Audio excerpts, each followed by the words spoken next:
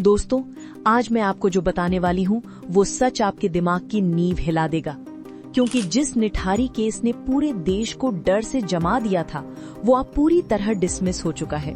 और हाँ, जिन लोगों को देश ने सालों तक कातिल कहा, आज वे दोनों आजाद हैं। लेकिन कहानी यहाँ खत्म नहीं होती। ये कहानी शुरू होती है उस बदबू से जिसने भारत के सबसे भयानक सच का दरवाजा खोला था। नमस्कार, मैं हूँ आलिया और आज मैं आपको बताने वाली हूँ कि निठारी में बच्चों के शरीर के टुकड़ों से भरे बैग कैसे मिले, कैसे सब कुछ सामने आया और कैसे ये पूरा केस न्याय से पहले ही बिखर गया। 2005-2006 के बीच निठारी में बच्चे और लड़कियां एक एक करके गायब होने लगे।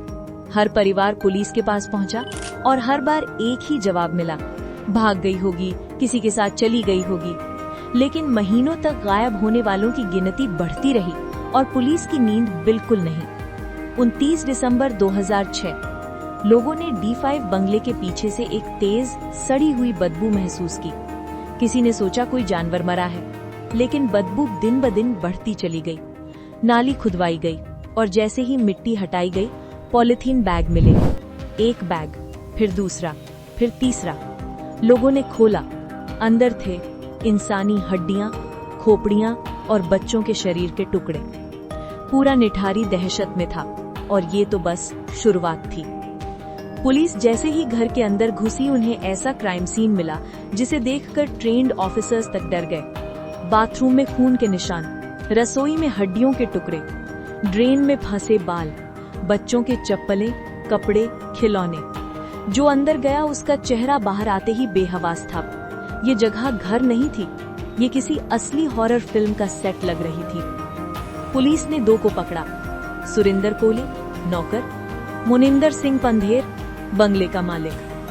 पुलिस ने दावा किया कि कोली बच्चों को घर बुलाता था, उन्हें मारता था, शरीर काटता था और नाली में फेंक देता था। मीडिया ने इन्हें राक्षस घोषित कर दिया।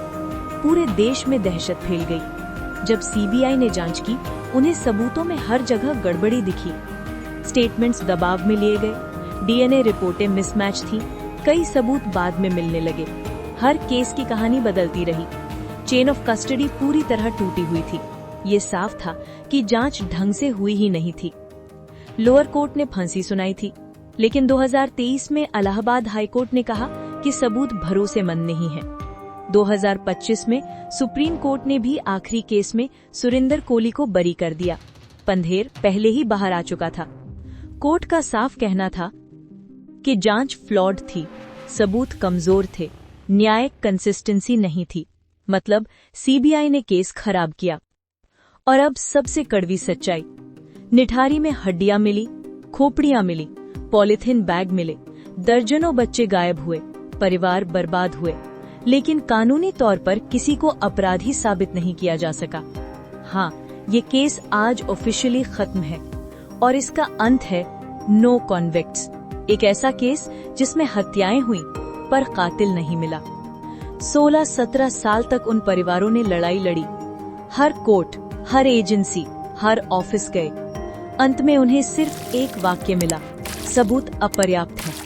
दर्द ये है कि सच्चाई दफन हो गई और न्याय कभी हुआ नहीं।